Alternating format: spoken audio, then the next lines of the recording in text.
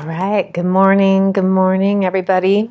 My name is Rachael Savage. I'm coming to you live from Seattle, from Rebel Saints Meditation Society, and I'm streaming here on Against the Stream Meditation Center, and part of the teaching, the group that's giving you talks and meditations every day during this coronavirus shutdown, lockdown, stay at home order. So we do this class every Sunday morning for a few years now from Seattle. And I'm here in an empty meditation society. Joseph, my partner, is here with me, helping me with the video and the tech. And so it's us two here. Usually there's a room full of people. And there will be again soon. We're just waiting and hanging out for that to happen. So I've been doing a series on the Metta Sutta. And the Metta Sutta is the Buddha's teachings on loving kindness, unconditional friendliness, this welcoming attitude. And it's said to be the practice that we can use to help us with our fear. So I don't know about you guys, but I have had some fear coming in and out lately of my reality, my experience, for sure. Had some fear going on. And it comes to greater and lesser degrees. Sometimes I just feel like I'm in the grips of it. And it's just gripping me tightly. And other times there's just these waves or winds of a little anxiety, a little uncomfortable feeling with the uncertainty. Kind of goes from 0 to 10 in and out throughout the day. And these are times that we haven't experienced before. I think this is important. I had a great sponsor once who used to remind me of this a lot, that whatever I was going through, I hadn't been through before. It was the first time I'd been through something. So if that was true, and that is true for us, we're not always going to know what to do or how to act or how to be. So these instructions can help us with uncertainty and fear. So I'll be referencing and reading out of this book, The Heart of the Revolution, by my teacher, Noah Levine, written by. Great book, highly recommended if you haven't read it. And of course, it's a book that we can read again and again. And first, what I've been doing on these Sunday mornings is reading the Metta Sutta in its entirety, and then giving some commentary or some reflection on a few lines, maybe sometimes just one line, and just going through line by line.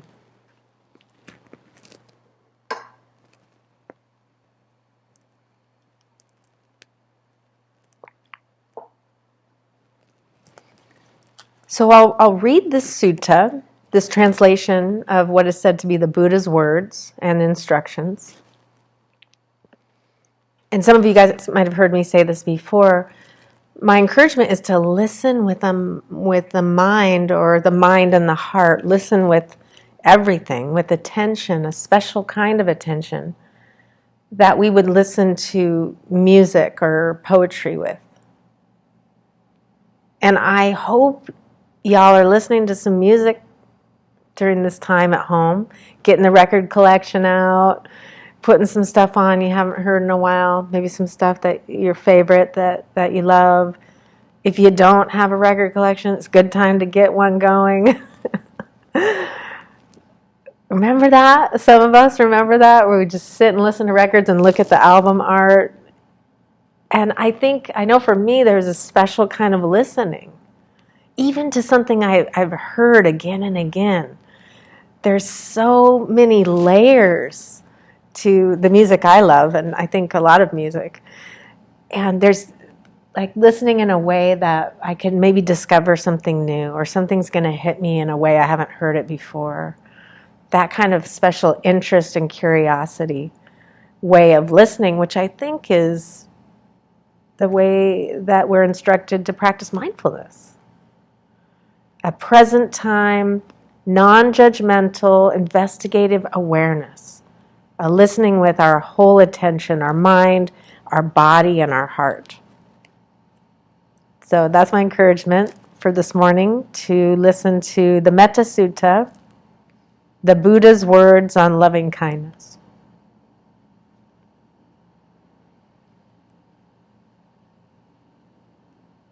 This is what should be done by one who is skilled in goodness and who knows the path of peace.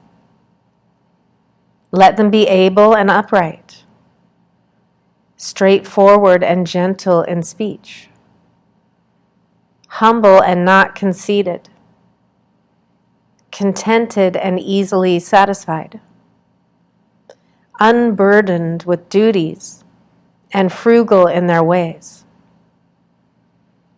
peaceful and calm, and wise and skillful, not proud and demanding in nature. Let them not do the slightest thing that the wise would later reprove. Wishing, in gladness and in safety, may all beings be at ease. Whatever living beings there may be, whether they are weak or strong, omitting none. The great or the mighty, medium, short, or small. The seen and the unseen. Those living near and far away. Those born and to be born. May all beings be at ease. Let none deceive another or despise any being in any state. Let none through anger or ill will wish harm upon another. Even as a mother protects with her life her child, her only child, so with a boundless heart should one cherish all living beings, radiating kindness over the entire world, spreading upward to the skies and downward to the depths, outwards and unbounded, freed from hatred and ill will, whether standing or walking, seated or lying down, free from drowsiness. One should sustain this recollection. This is said to be the sublime abiding. By not holding to fixed views, the pure-hearted one, having clarity of vision, being freed from all sense desires, is not born again into this world.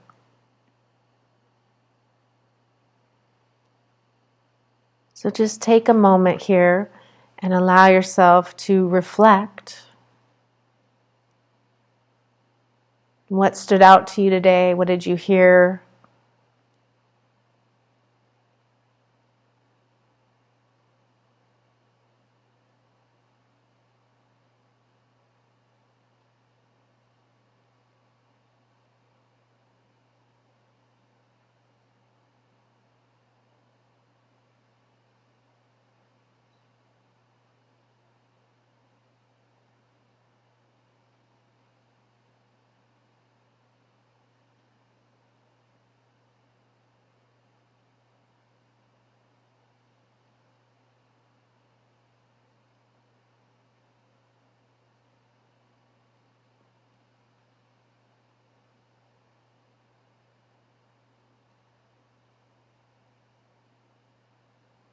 And if your eyes are closed, slowly open your eyes.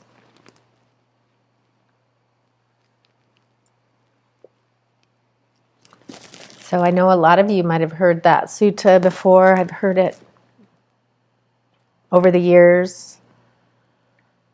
And sometimes I hear people say that they want something new, or they're bored with the instructions. And in my experience, this is part of the practice, actually. This is part of the development of a meditator. that in the beginning, we get the instructions and they're so exciting and they're so interesting, and we just want to learn everything we can, and it's new and it's novel and it's something different. I remember actually, I used to do Tibetan practice for many years, and there's a puja. It's like a devotional practice that's Tara chanting, green Tara. She's the female Buddha of compassion. I was actually just looking at an image of her last night, and the image of the Buddha in this tradition, you can see the color and the way the body is sitting and everything, and it's all a teaching. And she has her leg extended, like she's going to get up and help. Green Tara, some of you guys might have seen her. And there's this puja, this devotional practice. And I remember the first time I went to do it, and we're chanting and saying all this stuff, making offerings and visualization and light nectar and, all this stuff. And I was like, wow, okay. I actually didn't really dig the chanting, but I loved the teachings. Anything that was religious freaked me out, but I loved the Dharma that I heard. And so I thought, okay, well, if this is part of it, I'll do the chanting if I have to do that to listen to the Dharma. I didn't realize there was traditions that didn't have that kind of stuff going on. But anyway, there I was, chanting to Green Tara. And then I remember the next week they had another one. And I went, and it was the same exact practice. It was the same exact puja. I was like, what's going on? We're going to do this again? Yes. Again. And of course, I did that practice for many years, again and again and again, the same practice. So sometimes it might feel that way. Right? Last Sunday I read the Metta Sutta. This Sunday I read the Metta. Again? Yes, again. And what I found over the years of practice is the instructions are actually quite profound and easy to understand. Ultimately, like meet everything with friendliness. Not that hard to understand intellectually. Super challenging to do. And challenging to do in all conditions. Because every day is different, right? The conditions change. And as I spoke about earlier, for a lot of us, for all of us, we're living in conditions we've never been in before. So to me, that's what makes the practice so interesting, is to see, can I apply this practice of unconditional friendliness, of metta, to even this situation? A situation I don't like, a situation that's difficult, a situation that's not easy to be friendly with. That's a challenge. That is a challenge, and that's the task. And so if we find ourselves bored with the practice, know that it's going to happen like that sometimes. And what I believe it's that we're training for times like this. Maybe there's not a lot going on in our life. During those times we feel bored with the practice, and the instructions just seem like, I got to do this again. We're training for the times like this, when we're in an unprecedented time, meeting a lot of uncertainty. We're actually seeing the uncertainty that's actually there. And it's difficult. It's challenging. So can we use the instructions now?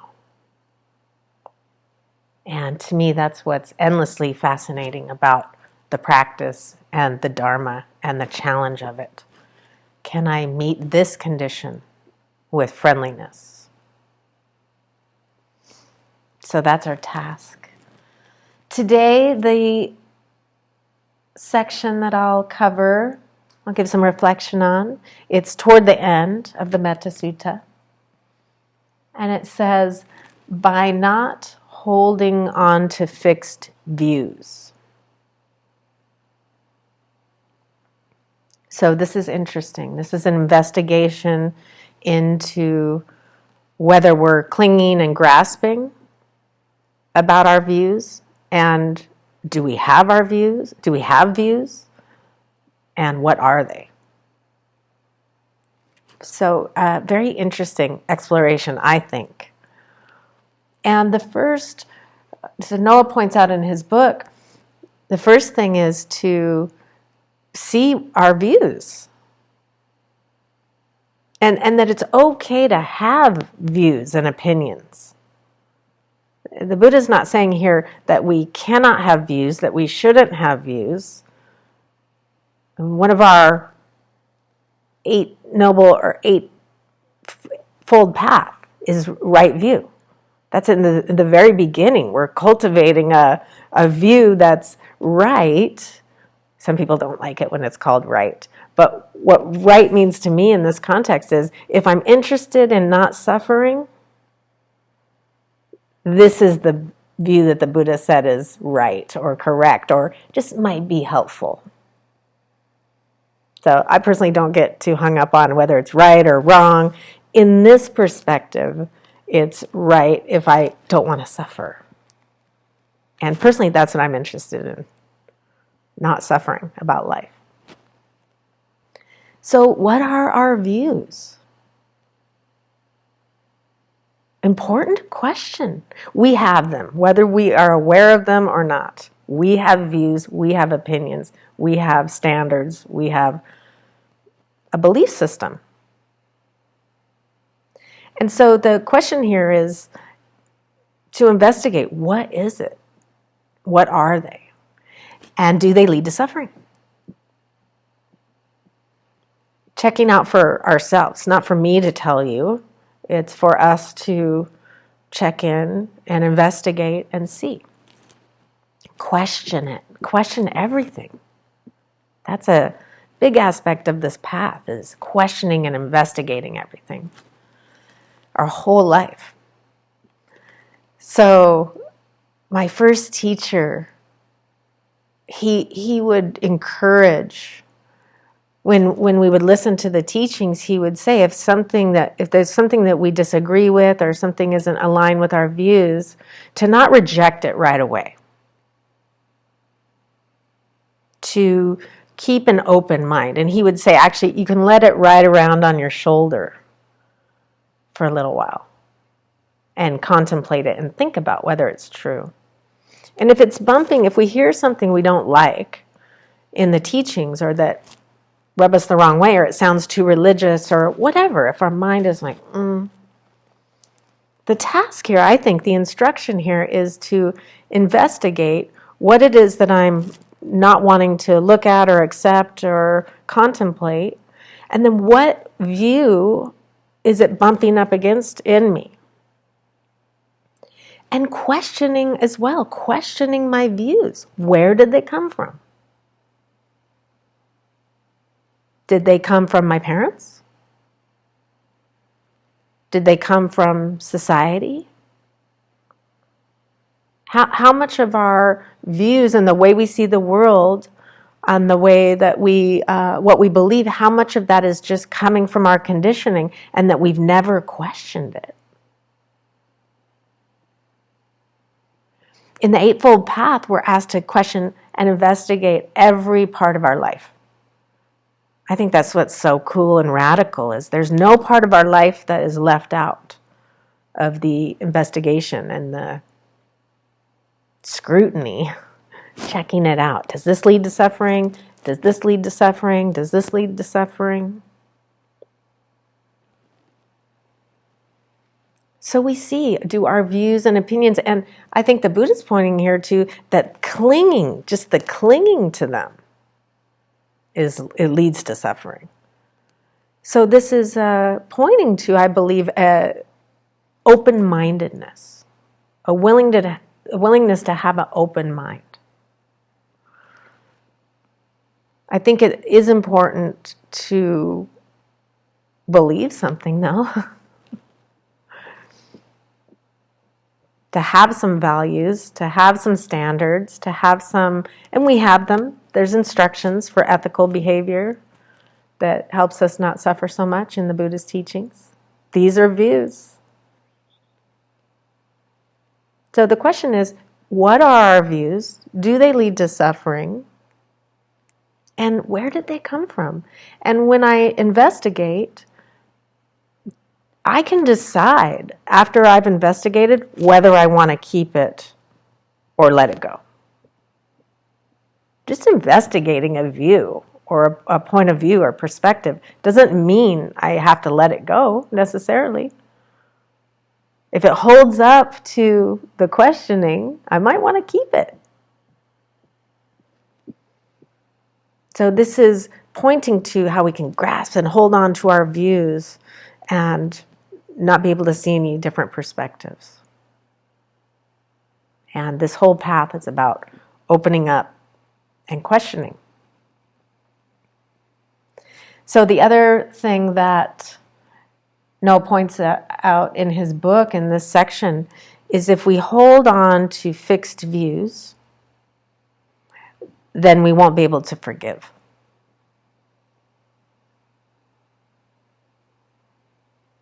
So you might ask yourself, well, why would I want to forgive? What's in it for me?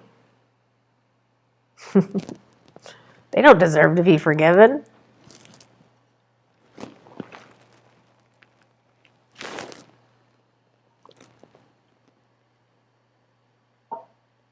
So if we're interested in forgiveness, and I think the way I become interested in something I don't want to do, because naturally I don't want to forgive. Naturally my mind tells me it's not safe, they don't deserve it, this is not a good idea. That's just my default. No.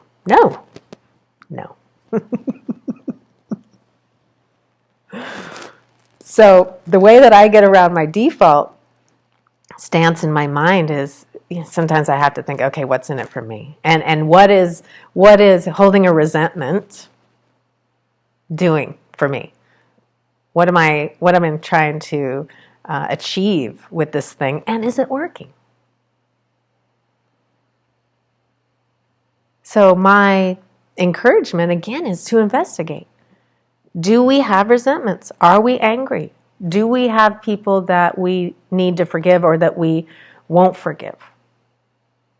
Are we holding on to resentment?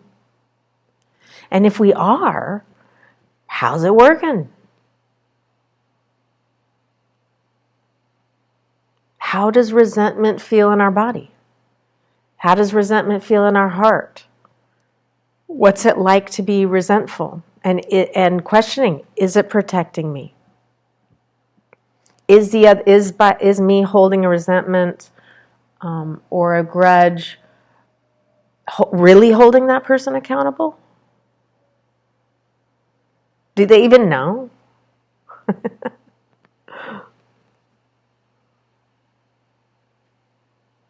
What's the classic? The Buddha says, holding resentment is like drinking poison ourself, wishing for the other person to die.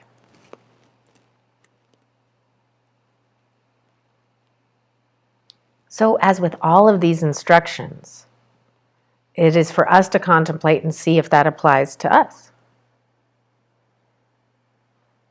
Does resentment hurt me? What is the effect? And we may see, I know I've seen for myself, that resentment makes me suffer. It doesn't feel good. It isn't protecting me in the way that I believe it is. Upon investigation, it hurts. It burns. It makes my life more difficult. It keeps me isolated. And it doesn't change anything. It doesn't change the past. Me holding on to resentment, it doesn't change the past and it doesn't make anybody accountable. It makes me suffer. That's what I've discovered in my investigation. But my mind will tell me another story. So it's important for me to see for myself. And through the years, I've seen how much pain I've caused myself through holding resentment, and then I've gotten interested in a solution. Then I've gotten interested in, okay, how do I stop doing this? Because I can't just decide. I've tried, I'm just not going to let this go. And then before I know it, it's back again. So the practices that we're encouraged to do are forgiveness. And it does not mean that bad things didn't happen and people were not inappropriate and harm wasn't done. That's not what it means. The forgiveness practice is for us to let go of the hatred about it. For us to let go of the unskillful response to the bad thing that happened. It's not saying that that did not happen. So if we hold on to fixed views of the way people are and what they've done and this idea that they'll never change, forgiveness will be impossible. We won't be able to do it. One of the most brilliant things I've learned, and I've learned a lot from my teacher, Noah Levine, one of my favorite things that I've learned is this phrase that I've learned from him in the forgiveness meditation practice. So we'll repeat phrases. Please forgive me. I forgive you. I forgive myself. Practicing forgiveness, trying to create some more flexibility in our mind, loosen up that grasping on the view of that resentment's a good idea. And the phrase that's been very transformative and helpful for me is, I forgive you as much as I can in this moment.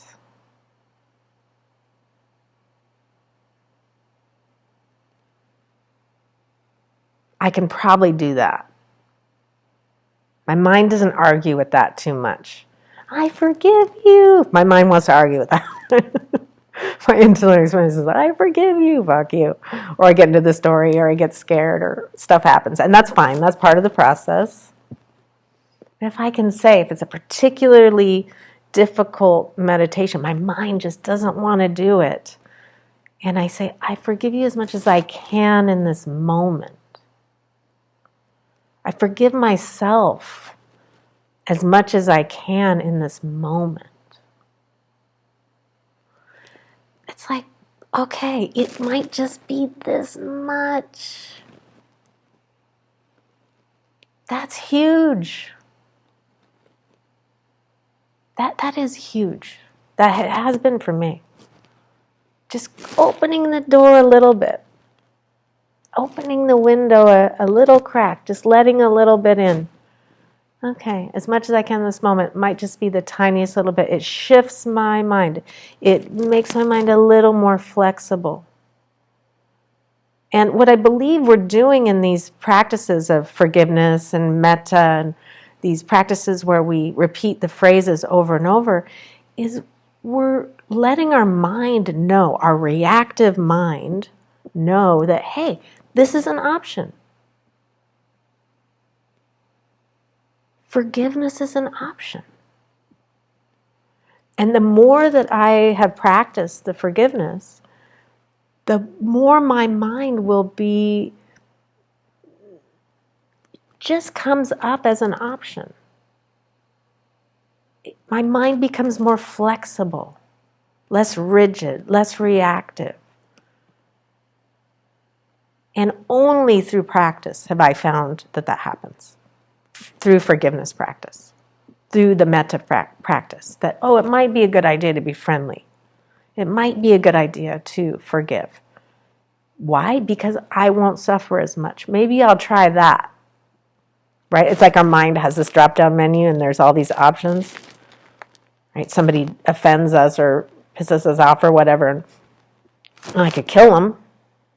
I could be violent and kick them. I could ignore them. You're dead to me. I could, maybe I could forgive them. What? We'll have more options. And then more and more through our training, we'll be quicker to forgive. Quicker to be friendly, quicker to let things go. And the last point on this today, which are the points that Noah makes about this stanza in his book, Heart of the Revolution, is that not holding on to fixed views, it's a practice of humility.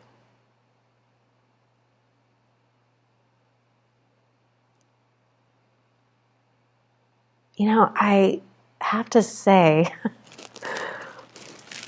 doesn't it, and I'm curious what you think, doesn't it seem like everybody thinks they're really right all the time these days? Like their opinion is right. And I'm going to put it on Instagram or Facebook or whatever. Everyone seems so convinced that their view, their point of view is the right one. And let me tell you, you need to hear it. I need to publish this on the internet. I just don't see a lot of humility rolling around. I don't see a lot of, I could be wrong. Once in a while, I'll see someone apologize. They'll post something on, and I'm not on the internet a ton because I have some aversion for this whole trip, but I'll see someone pop off and say something on the internet, and then someone will maybe say, well, hey, what have you thought of this? And then I've seen apologies. I've seen people go, oh, I didn't have that information. I apologize. I was wrong. I don't see it very often, but when I do, it's damn refreshing. And, my mind, and I think this is delusion at work in my mind tells me I'm right. I'm right. There's no way I could be wrong. But if I look back, it's delusional because every time I was wrong, I thought I was right. I was convinced I was right. Then come to find out later I was wrong. So I know that the suffering has decreased for me when I've had some practice in saying those words, I was wrong. There's a time in my life saying those words was like painful. It's like eating crow, just ugh. Eating humble pie, right? At first it's like, I don't want to eat this. I don't want to be wrong.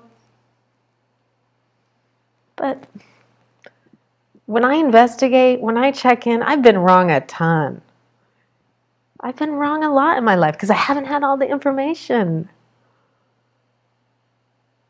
And this humility of our mind can point to that I could be wrong. Now, I think it's important not to go too far and say, well, if I could be wrong, I'm not going to have any views, or I'm going to act like or pretend that I don't have any views. I'm just flexible, man. I'm just like, whatever. I could change my mind at the drop of a hat. I think it's important, I know it has for me, to have views, to have opinions, to have standards that I want to live by. And have some open-mindedness, some humility to know, and I could be wrong.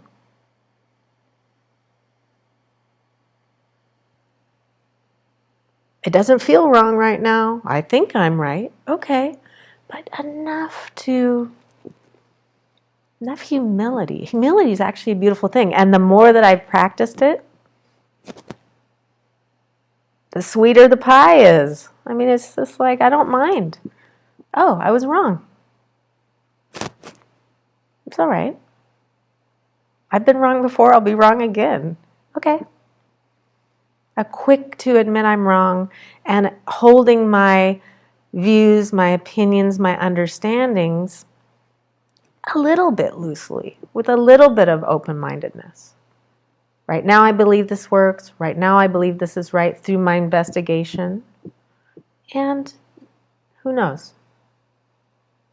Who knows when I'm going to learn something new that turns my perspective around.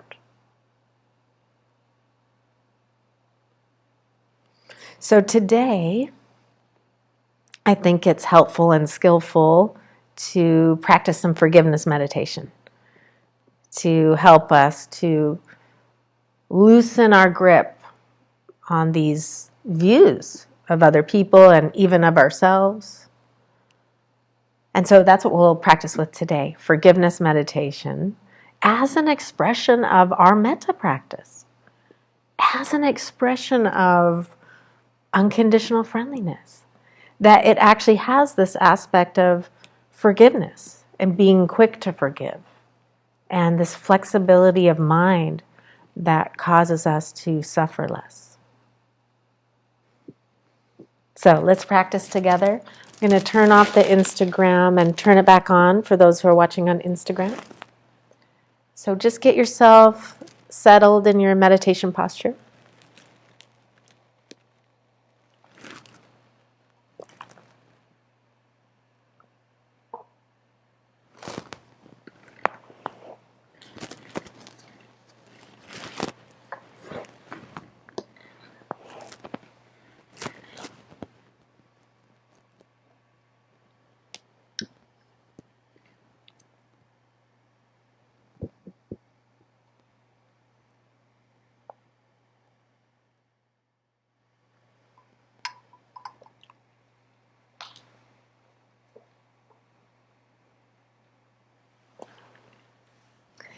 All right, everybody, so we'll begin with the sound of the bell. Find your meditation posture, whether you're sitting or sitting on your couch, on a chair, on a cushion.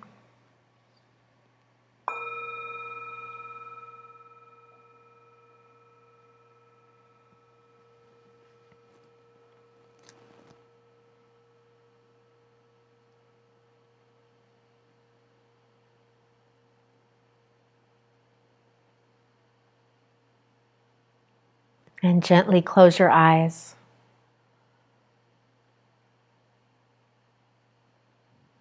And bring your awareness into your body.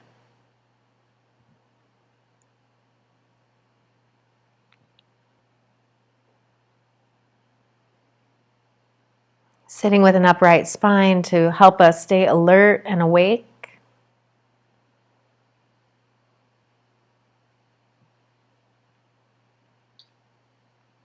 And soften here into this posture, sitting upright and relaxed at the same time. Soften the jaw, soften your eyes. Relax your shoulders.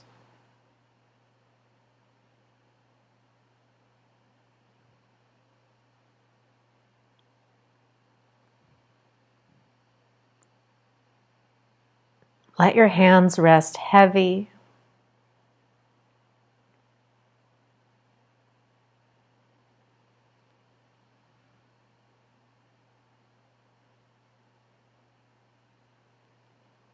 And soften your belly.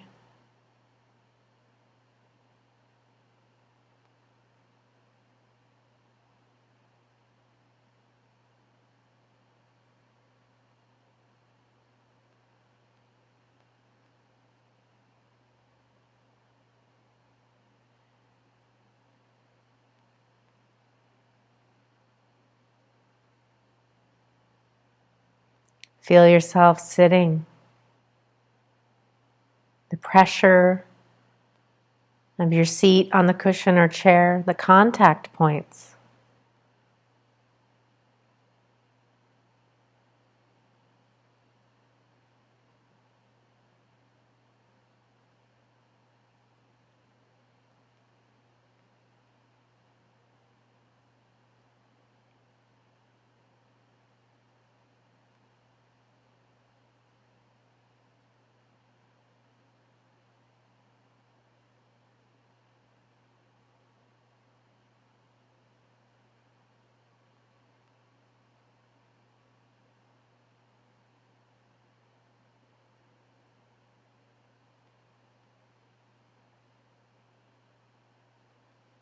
And for a few minutes here, bring your attention to breathing.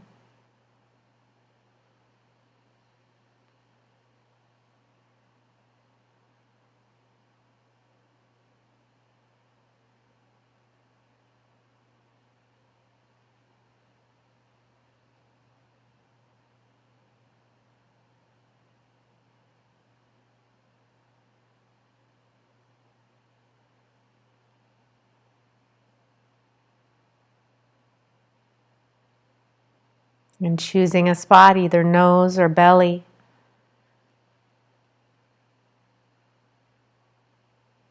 And bringing your attention there, letting it rest there. As you breathe in, know that you're breathing in.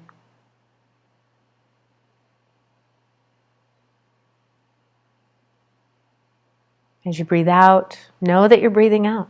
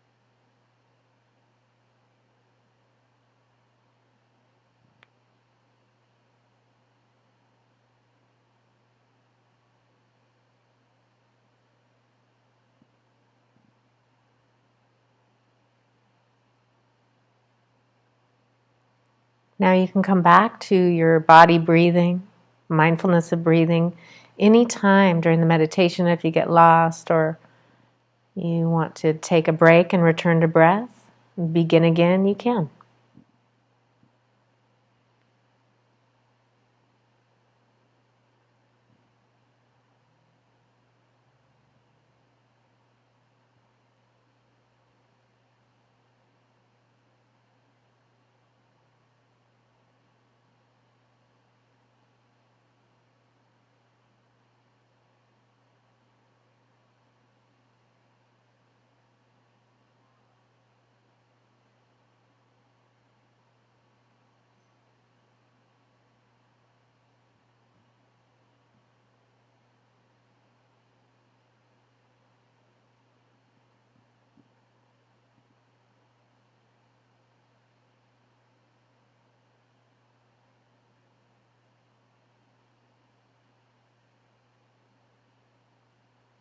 And now as an expression of our practice of metta, of friendliness,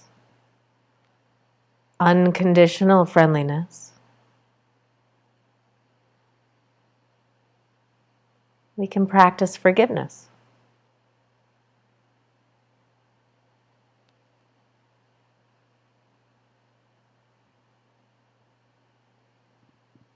And knowing that this practice of forgiveness doesn't mean that harm was not caused.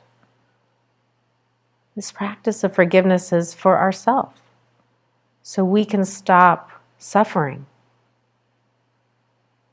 about the harm. Whether we caused it or someone caused it to us.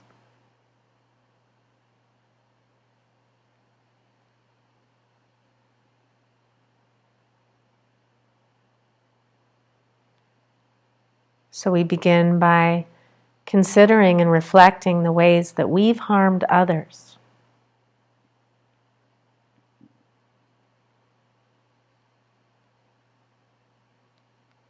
the ways that we've betrayed or abandoned others, the mistakes we've made out of confusion, those times we thought we were right, come to find out we were wrong.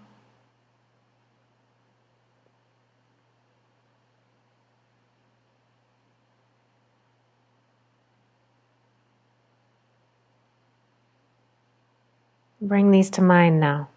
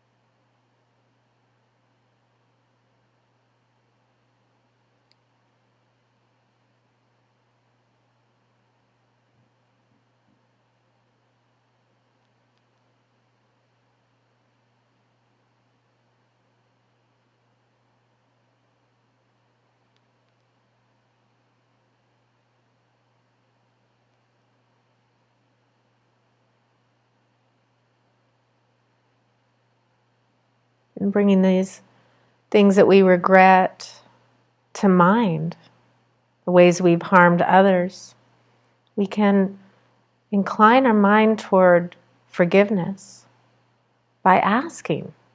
Here in this first category, we ask for forgiveness for those that we've harmed by repeating meditative phrases in our mind. I ask for your forgiveness.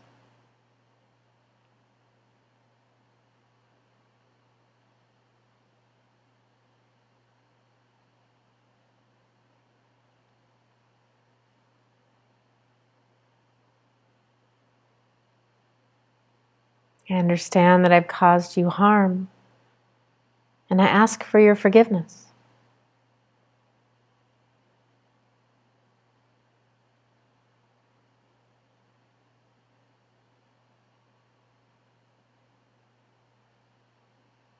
I understand that I'm responsible for my actions, and I ask for your forgiveness.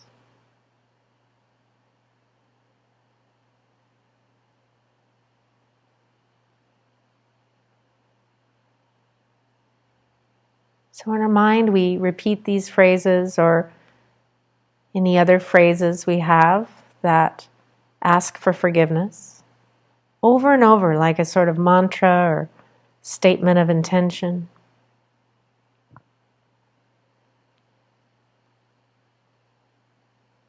And if the mind gets lost in the story or the what happened or what didn't happen, just gently and with friendliness, bring your attention back to the phrases.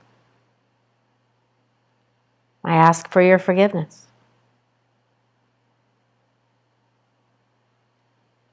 I understand that I caused you harm, and I ask for your forgiveness.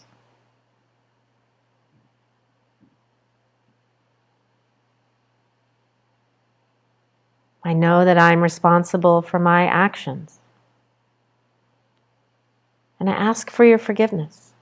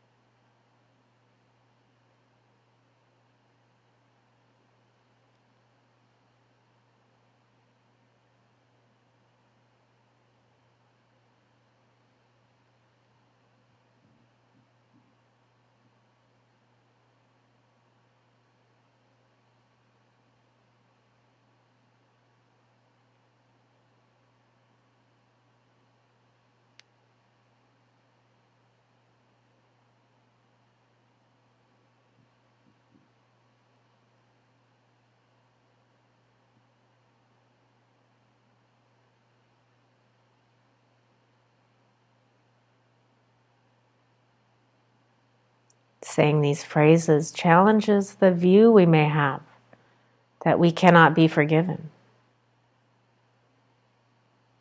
or that it's not appropriate to ask for forgiveness.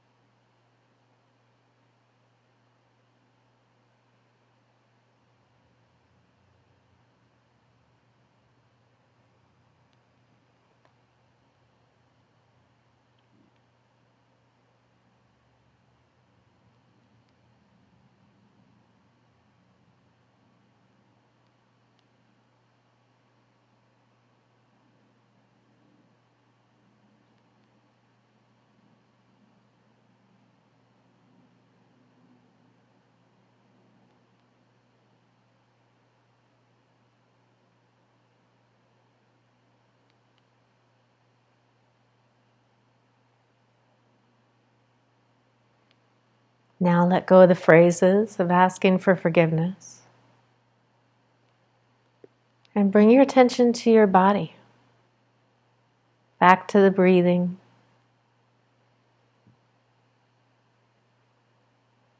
Just feel the sensations that are here now.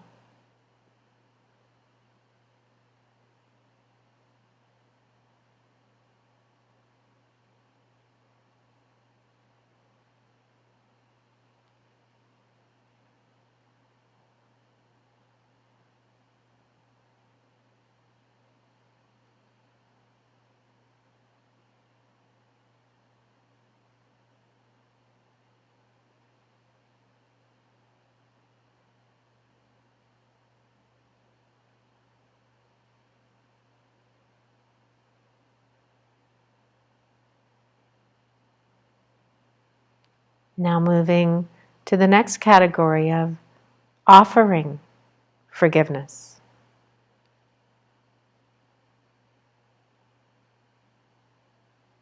Here we bring to mind the ways that others have harmed us, the ways that they've betrayed or abandoned us, made mistakes out of confusion. Just like us, just like we have harmed others, others have harmed us.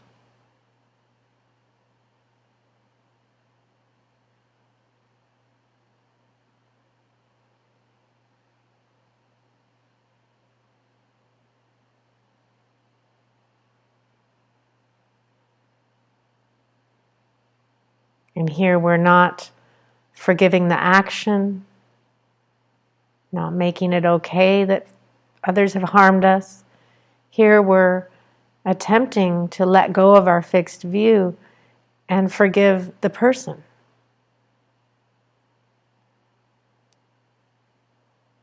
Not the action.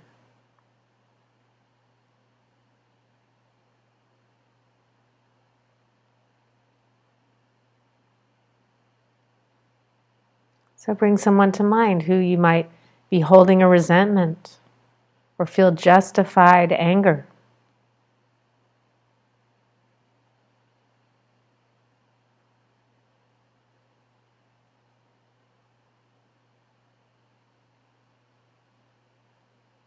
And here, taking on the training, repeating the phrases, I forgive you.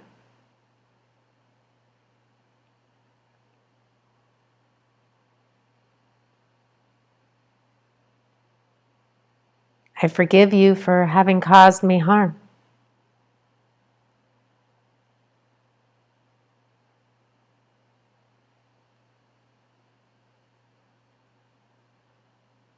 I understand that you are responsible for your actions, and I offer you forgiveness.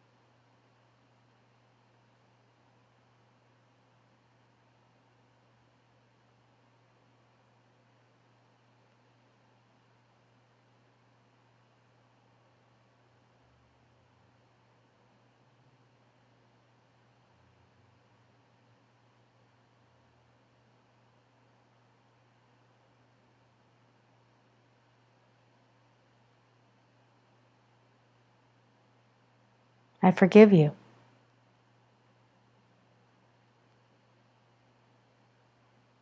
I forgive you for having caused me harm.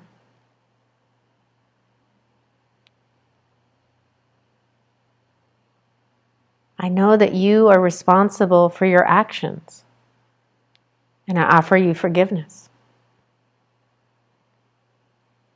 And if it's helpful, you can add the phrase, I forgive you as much as I can in this moment.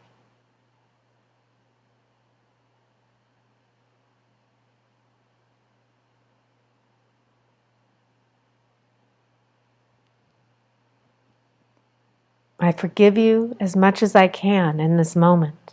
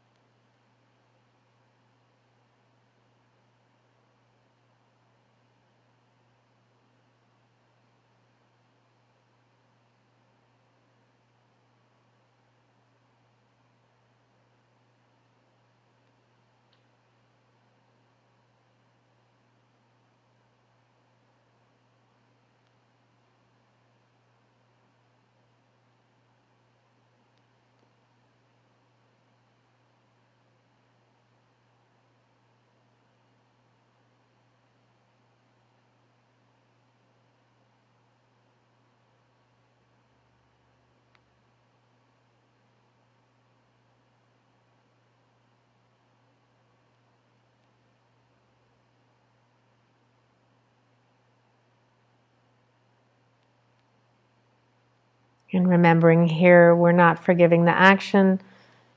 Our intention here is to free ourselves from the suffering that comes from resentment.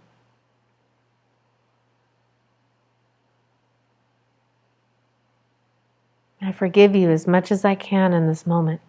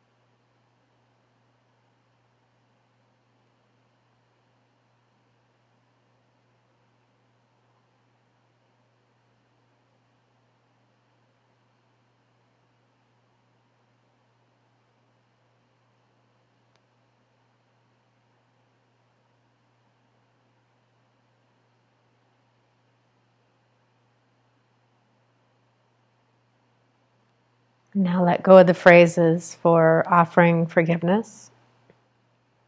Taking a moment to return back to your breath and body.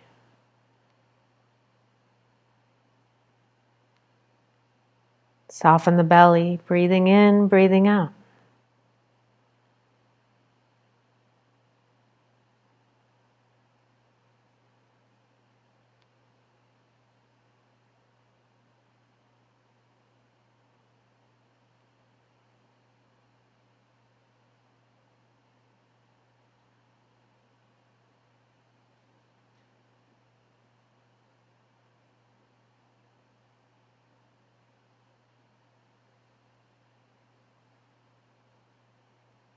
And the final category this morning, forgiving ourselves. Now taking the time to recall how we've harmed ourselves.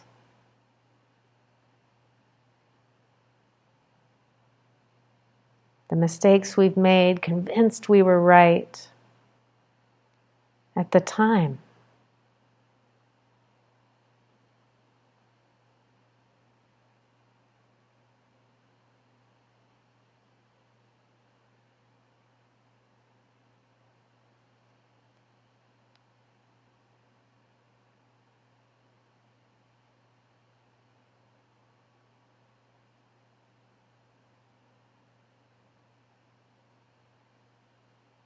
Challenging this view that we may hold that we can't forgive ourselves.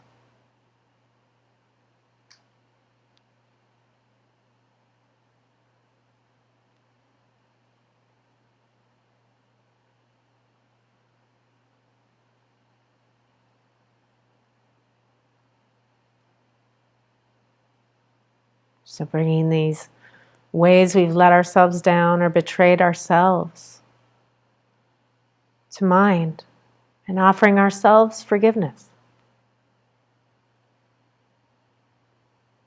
I forgive myself.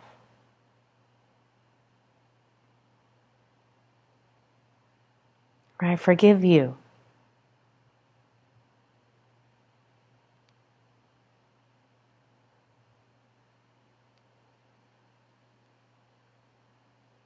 I forgive myself for causing harm to myself.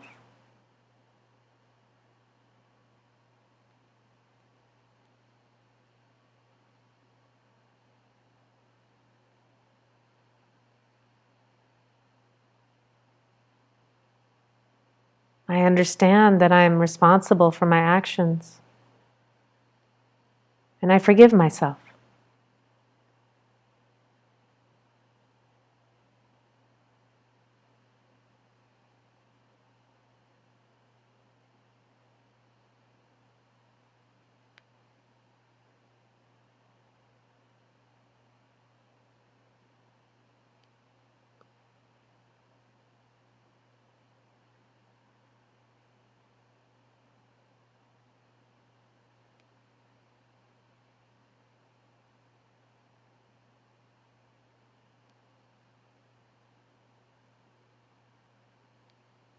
And if you find it helpful, adding the phrase, I forgive myself as much as I can in this moment.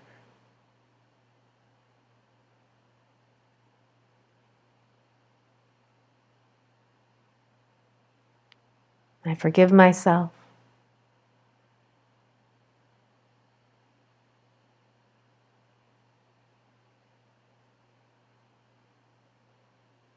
I forgive myself for causing myself harm.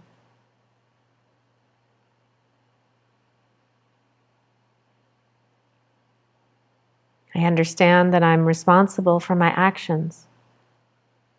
And I forgive myself.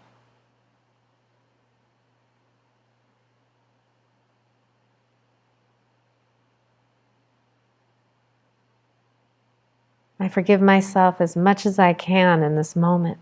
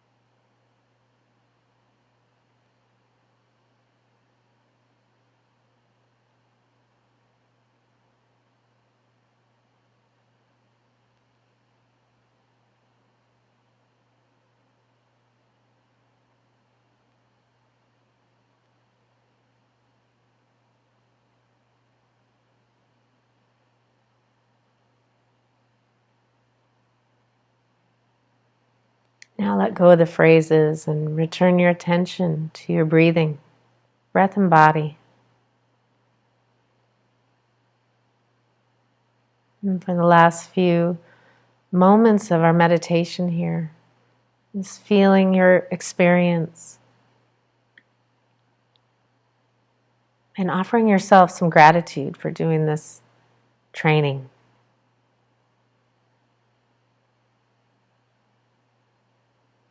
We're letting go of resentment. It makes life more painful than it needs to be.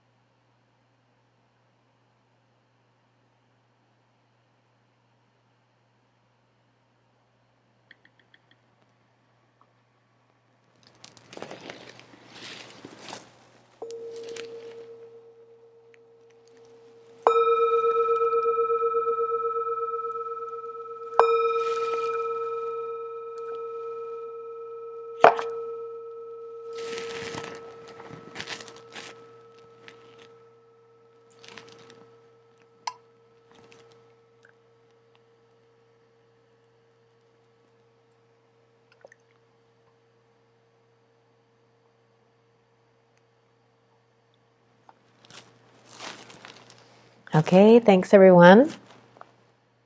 Few announcements for you. We do these talks and meditations almost every evening and every morning. So 9 a.m., there's a talk and a meditation in the morning, and then 7:30, most of the talks are 7:30 Pacific time. I think on Thursday night there's a 4:30 with Carrie in North Carolina happening. But every day, and different people offering, Soma and Ward and from LA, Noah Levine, Jason Siff, Jason Murphy, and myself. So please join us. I know I found it super helpful during this time of isolation, and it's been really supportive. So I hope you guys can tune in. I know that the Against the Stream talks are migrating to YouTube, so you can watch them on Facebook, on Instagram for now. I know that they will be moving over to YouTube, and that's where they live. So if you can't watch it live, you can watch it live on YouTube. Against the Stream Meditation Center, YouTube. If you can't watch it live, you can watch it later, which I think is so great. And so come over and join us there when you can. And I think if you push the bell, it'll remind you when it's going live or something like that.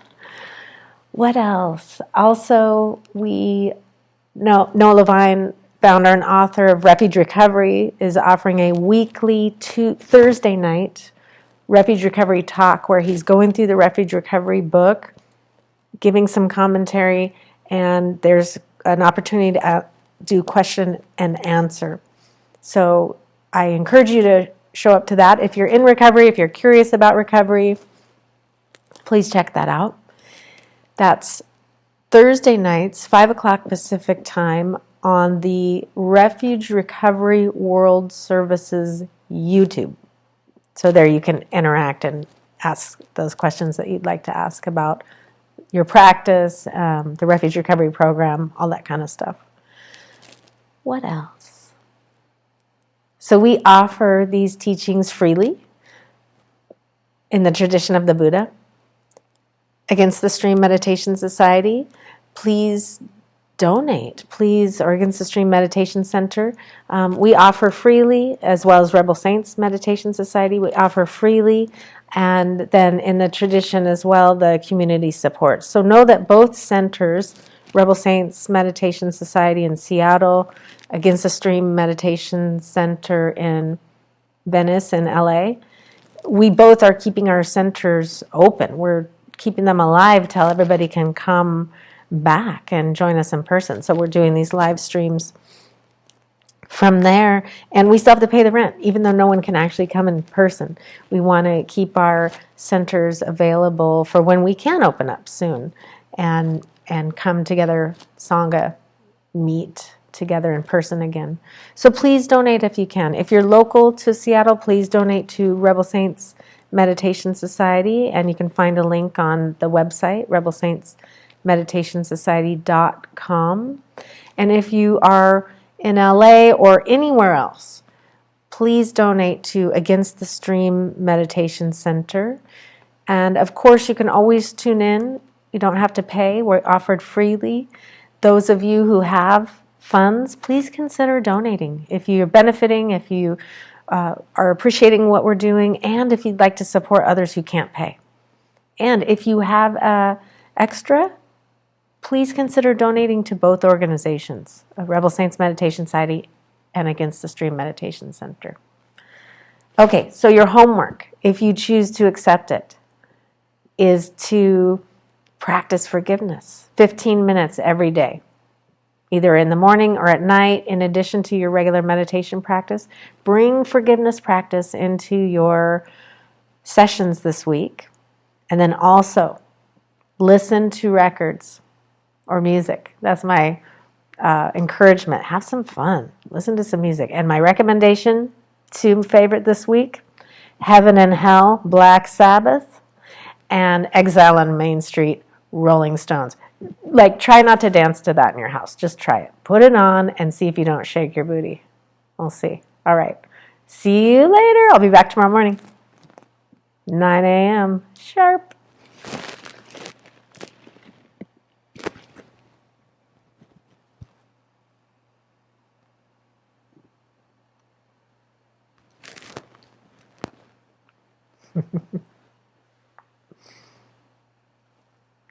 Bye, everybody.